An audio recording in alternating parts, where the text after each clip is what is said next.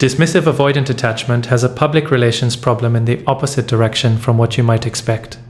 The conversation around avoidant attachment has become, in many corners of the internet and popular psychology, a conversation that leans heavily toward compassion and understanding, toward the wounds underneath the patterns, toward the fear driving the withdrawal, toward the genuine feeling running beneath the managed surface.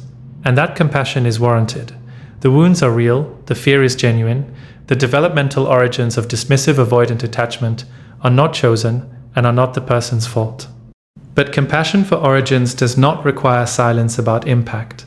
And the full, honest accounting of what dismissive avoidant attachment produces in the people who love someone who has it, and in the person who has it themselves, requires naming some things directly that the compassion-forward framing tends to soften past the point of usefulness.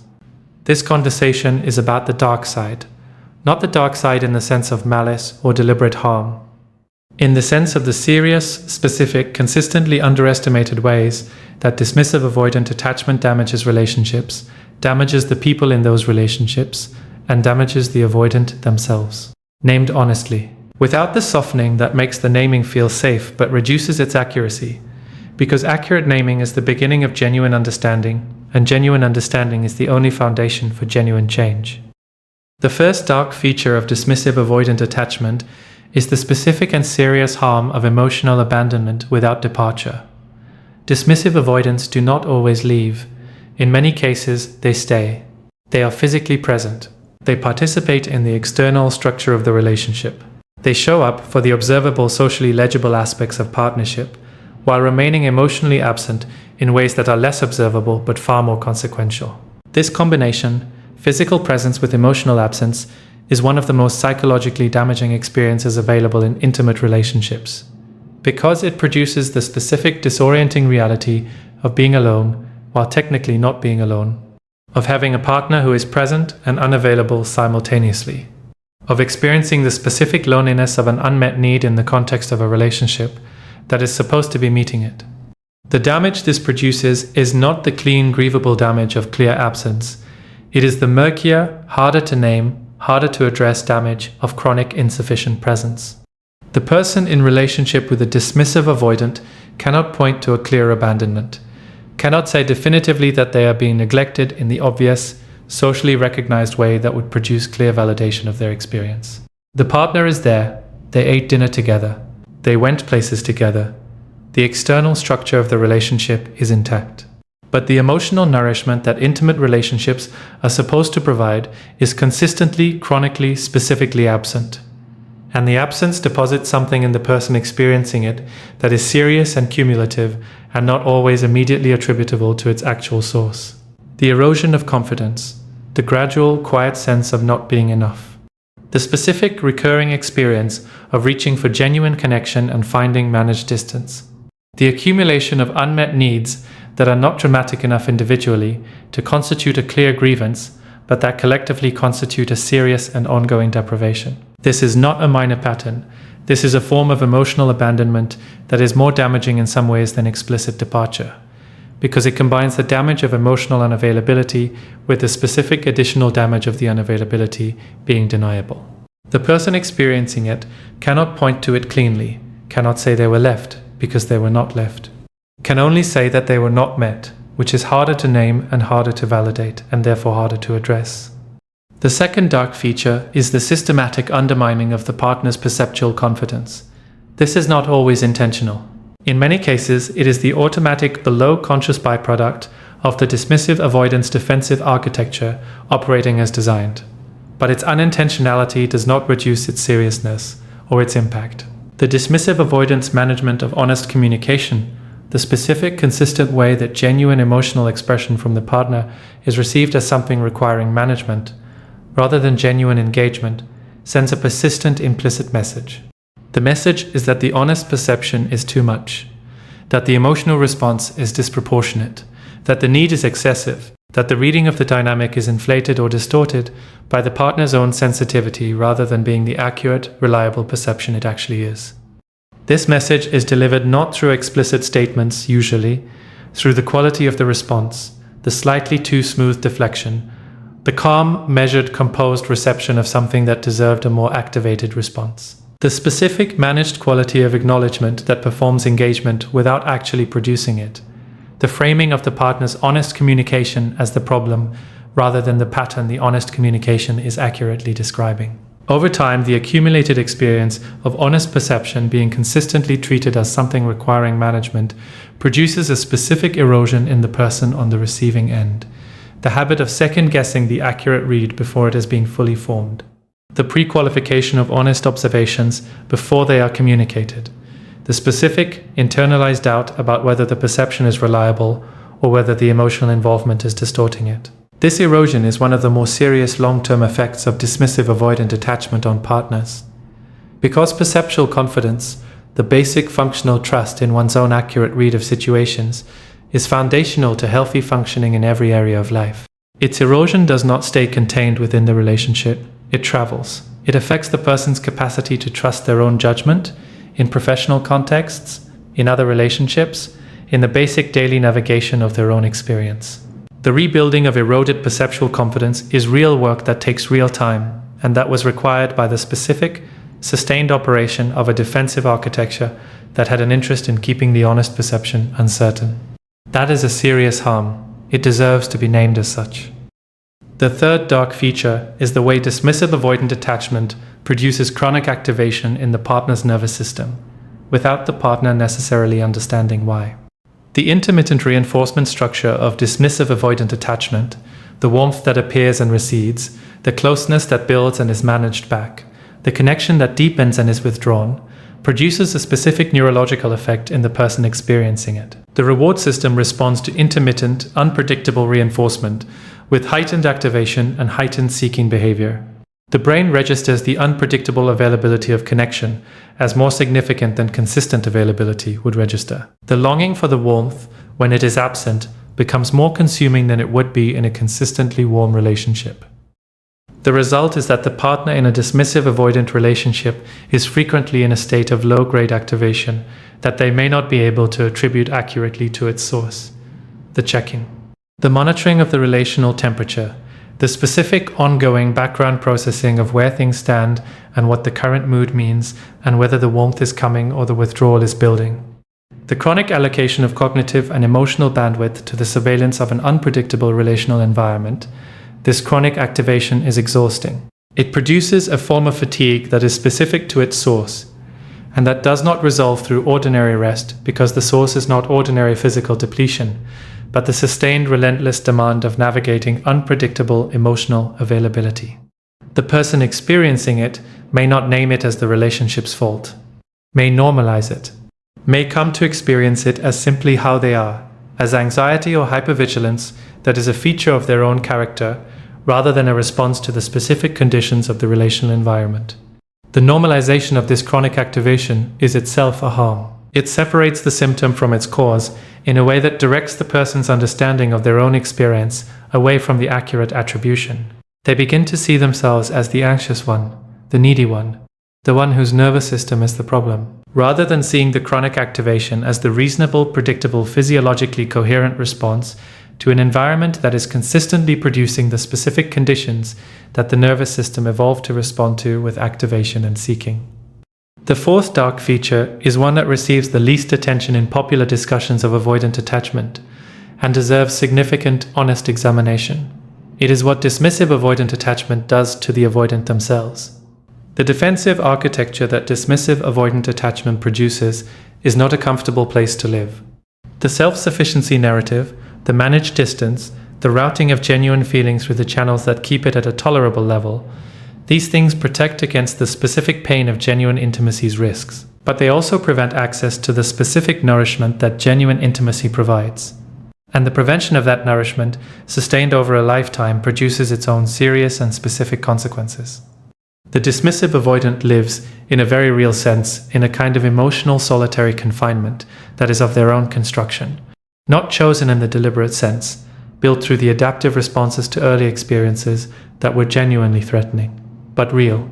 The walls keep the threatening closeness out and the nourishing closeness out simultaneously, because the walls do not distinguish between the two. The genuine knowing of another person. The specific, irreplaceable experience of being fully seen and fully accepted. The deep, sustained, genuinely mutual intimacy of two people who have allowed themselves to be fully known to each other. The specific comfort and security of a relationship in which genuine need is acknowledged and genuinely met. These things are not available behind the walls. They cannot pass through the managed distance. They require the vulnerability that the defensive architecture was specifically built to prevent. The dismissive avoidant therefore lives with a specific, ongoing, often unacknowledged deprivation. The deprivation of genuine intimacy. The chronic, quiet absence of the specific quality of human connection that the defensive architecture is preventing. This deprivation is rarely named by the avoidant themselves, because the defensive architecture includes the specific feature of the self-sufficiency narrative, which provides the functional story that the deprivation is not a deprivation at all, but a preference. That the distance is comfortable, that the genuine intimacy is not particularly wanted. But the genuine intimacy is wanted. The wanting is as present in the dismissive avoidant as in anyone else. It is more defended against, more thoroughly routed around the surface presentation. It is not less present, and the chronic, defended, never fully acknowledged wanting of something that the defensive architecture consistently prevents from being received is its own form of serious, ongoing suffering. One that the compassion-forward framing of avoidant psychology sometimes names, but not always with the full honest weight of what it actually costs. The fifth dark feature is the intergenerational dimension, the specific, serious, under-acknowledged way that dismissive avoidant attachment patterns propagate across generations. Attachment styles are not randomly distributed across populations. They are learned.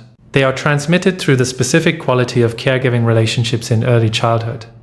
The child who develops dismissive avoidant attachment does so in response to a caregiving environment that was emotionally unavailable in consistent formative ways. The caregiving environment that produces dismissive avoidant attachment in a child is itself often organized by a caregiver who has their own dismissive avoidant attachment. The pattern passes from generation to generation through the specific mechanism of each generation's caregiving, reproducing the emotional environment that produced their own attachment style. This is not deterministic. Patterns can be interrupted.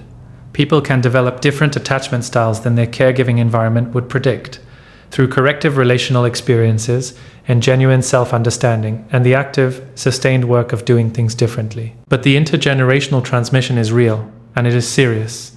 And it means that the consequences of unaddressed dismissive avoidant attachment extend beyond the individual and the immediate relationship. The children of dismissive avoidants who have not addressed their patterns grow up in a specific emotional environment, one in which emotional expression may be consistently minimized or treated as inconvenient, in which needs for comfort and connection may be met with the specific, practiced withdrawal of someone who finds emotional demands activating in the way the defensive architecture was built to manage. In which the child learns, from the earliest and most formative experiences, that emotional need is not reliably met, that reaching for genuine connection produces managed distance, that the self-sufficient presentation is the safer way to be. This is how the pattern reproduces. This is the intergenerational cost of dismissive avoidant attachment that is unaddressed. And it is a cost that extends the harm of the pattern far beyond what the individual avoidant's own experience of their own relationships might suggest. The sixth dark feature is the specific damage that dismissive avoidant attachment does to the concept of reality in the relationship. Dismissive avoidants have a characteristic relationship with relational reality, that is, to put it directly, not honest. The self-sufficiency narrative is not honest. The presentation of managed distance as comfortable preference is not honest. The management of the partner's honest communication as emotional expression requiring management rather than accurate perception requiring engagement is not honest. The implicit claim that the relationship is mutual and adequate when the accounting of investment and return demonstrates significant asymmetry is not honest. None of this dishonesty is typically deliberate. The defensive architecture produces these distortions automatically as the byproduct of its primary function of protecting against the genuine experience of genuine intimacy's risks.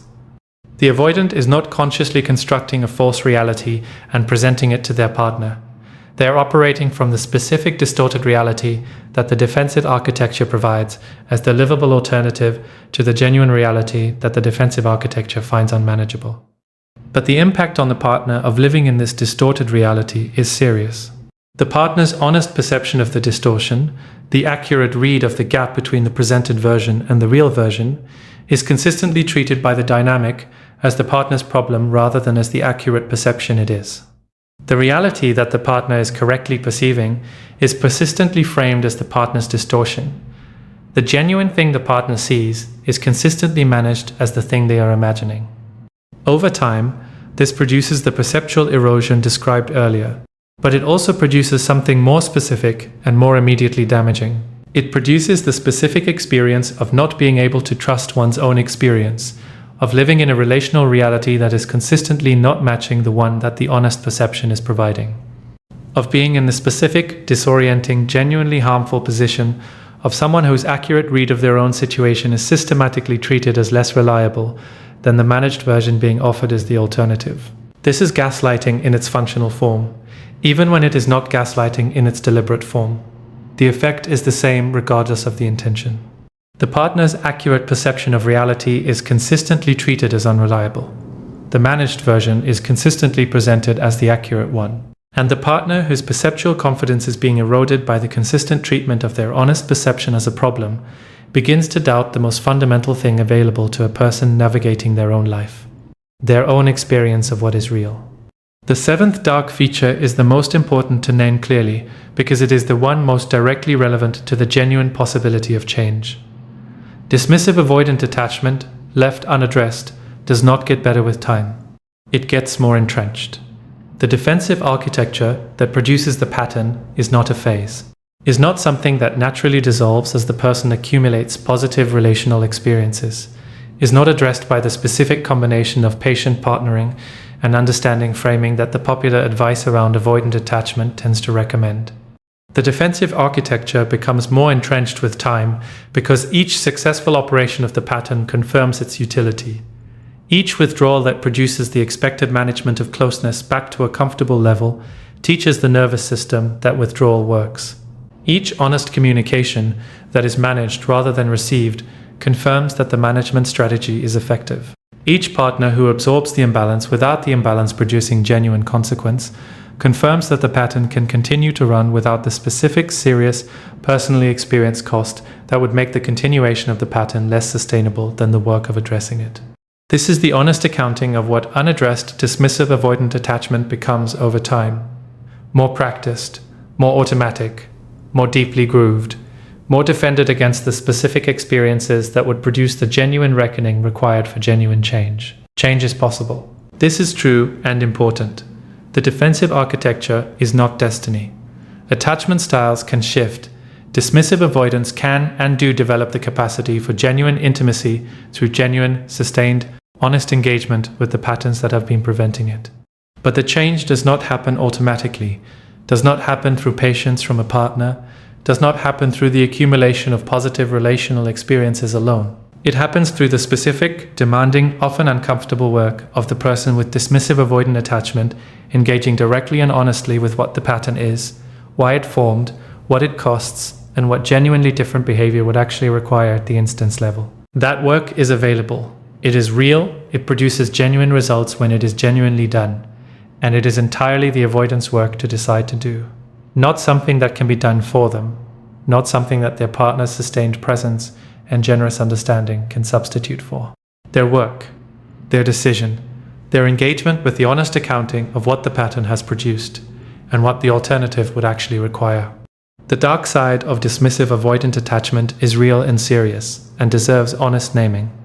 The naming is not the same as hopelessness. It is the accurate foundation for genuine change. Without the honest naming, the change is working against something it has not fully seen. With it, the work has the specific, grounded, clear-eyed quality of someone who understands precisely what they are addressing and why addressing it matters. That clarity is worth the discomfort of the honest naming. It always is. The dark side of dismissive, avoidant attachment extends into territory that the previous examination touched but did not fully explore. The territory of what the pattern asks of the people who love someone who has it. Not just what it cost them, that has been named, but what it specifically asks of them in terms of the ongoing, daily, often invisible labor of being in relationship with someone whose defensive architecture is consistently working against the conditions that genuine relationship requires. This labor deserves honest examination because it is real and because it tends to be significantly underestimated, both by the people performing it and by the broader conversation about avoidant attachment that focuses primarily on the avoidance psychology rather than on the full human cost to their partners. The labor is not primarily the dramatic labor of navigating crises or managing explicit conflict. It is the quiet, daily, accumulated labor of someone who is doing more than their share of the relational maintenance without the doing of it being adequately acknowledged or reciprocated. It includes the emotional labor of monitoring the relational temperature, of assessing, continuously and below the level of conscious awareness, where the avoidant currently is, on the spectrum from warm and accessible to withdrawn and managing, of reading the microsignals that indicate which version of the avoidant is currently present, and calibrating responses accordingly, of maintaining the specific ongoing situational awareness that navigating an unpredictable relational environment requires. It includes the interpretive labor of translating avoidant behavior into its actual meaning, of doing the work of understanding that the withdrawal is fear and not indifference, that the managed warmth is genuine feeling being expressed through a limited channel rather than performance, that the deflection of honest communication is defensive architecture in operation rather than dismissal of the communication's value. This translation is real work. It requires the sustained application of psychological understanding to the specific daily behavior of another person. And it is work that the person performing it is doing entirely for the relationship, work that the avoidant is not typically performing in the equivalent direction. Because the avoidant's defensive architecture is not organized around understanding the partner's experience, but around managing the approach of the partner's emotional world. It includes the regulatory labor of managing the chronic activation that the intermittent availability produces, of developing and maintaining the specific coping strategies that allow continued functioning in conditions of relational unpredictability, of processing the hope and the disappointment of the cycle without the processing producing the kind of visible distress that the avoidance management strategies would treat as emotional pressure requiring management. The sum of this labor is enormous, and its enormousness tends to remain invisible for several reasons that are worth naming directly. The first reason is that the labor is internal. It is primarily the labor of the interior, of perception and interpretation and regulation, rather than the labor of visible action. It does not produce observable outputs that can be pointed to as evidence of the work being done. It simply sustains the person's capacity to continue functioning in a relationship that is consistently asking more of their interior than it is returning. The second reason is that the labor becomes normalized. The specific daily demands of navigating dismissive avoidant attachment become, over time, simply what the relationship requires. What has to be done in order to maintain it? The baseline shifts to accommodate the demands, and the accommodation becomes invisible as accommodation and starts to feel like simply the texture of this relationship, and perhaps of relationships in general. The third reason is that the person doing the labor tends to absorb it without naming it, because naming it would require the explicit acknowledgement that the relationship is asymmetric in a way that the love and the investment in its continuation make difficult to name cleanly. Naming the labor requires the confrontation with the imbalance. And the confrontation with the imbalance raises the question of whether the imbalance is sustainable, which is a question that the love and the hoping tend to keep at a manageable distance for as long as possible. The accumulation of this unnamed, normalized, internally performed labor is one of the specific mechanisms by which dismissive avoidant attachment gradually depletes the people who love someone who has it, not through a single dramatic event. Through the specific, sustained, quietly serious drain of doing more than your share without the doing being acknowledged or reciprocated or even fully visible. There is a specific psychological phenomenon that dismissive avoidant attachment produces in partners that deserves its own honest examination because it tends to be one of the more enduring effects of the relationship on the person who was in it. It is the development of hypervigilance as an operating mode. Hypervigilance, in the context of dismissive avoidant attachment, is the specific, adaptive, entirely reasonable response of someone who has been living in conditions of relational unpredictability for extended time. The nervous system, in conditions of chronic unpredictability, learns to scan for early warning signals, to detect the approach of withdrawal before it fully arrives, to monitor the emotional atmosphere with the specific continuous automatic quality of a system that has learned that missing an early signal has costs that catching it early can partially mitigate. This is not pathology, it is adaptation. It is the nervous system doing exactly what nervous systems do in conditions that require heightened alertness, developing the capacity for the heightened alertness that the conditions demand. The problem is that the adaptive hypervigilance does not automatically deactivate when the conditions that produced it are no longer present. It becomes the operating mode. The calibration of the perceptual system to the specific demands of navigating dismissive avoidant attachment persists after the relationship ends. The continuous scanning of the relational environment for signs of approaching withdrawal continues in contexts where withdrawal is not the operating pattern. The specific, automatic, now no longer appropriate alertness runs in relationship contexts that are safe and consistent and do not require or benefit from that level of monitoring. This is one of the more serious, lasting effects of extended time in a relationship with a dismissive avoidant. Not because the hypervigilance is permanent or unaddressable, it is neither, but because it requires specific honest recognition and specific patient work to address. Because the person who developed it in the reasonable adaptive service of navigating a genuinely demanding relational environment now needs to learn that the demanding relational environment is no longer the context, that the current context is different, that the monitoring can be reduced, that the alarm system can be recalibrated to the actual current conditions rather than the historical conditions that built it. This recalibration is possible. It takes time and patience, and often the support of someone who can help distinguish between the genuine signals that the perceptual system is reading accurately and the historical patterns that the hypervigilant system is applying to current contexts where they do not fit. The dark side of dismissive avoidant attachment also includes something about the specific way it ends relationships that tends to compound the damage of the relationship itself. Dismissive avoidant attachment tends to produce endings that are insufficiently conclusive. The managed withdrawal that was the pattern throughout the relationship tends to characterize the ending as well. The departure without adequate explanation. The silence that becomes the ending without being declared as the ending. The specific, unresolved quality of something that has concluded without being properly closed. This insufficiency of conclusion is not incidental. It is the pattern's final application to the relationship's most significant moment. The defensive architecture that managed the approach of genuine intimacy throughout the relationship manages the approach of genuine ending in the same way. With the specific, practiced, automatic management of the vulnerable position of being honestly present with another person in the full weight of a significant moment, the genuine ending, the honest, direct, fully present accounting of what happened and what it meant and what is now concluded, requires exactly the kind of vulnerable presence that the defensive architecture was always preventing. And so the ending tends to lack it. Tends to be managed rather than genuinely experienced and genuinely concluded.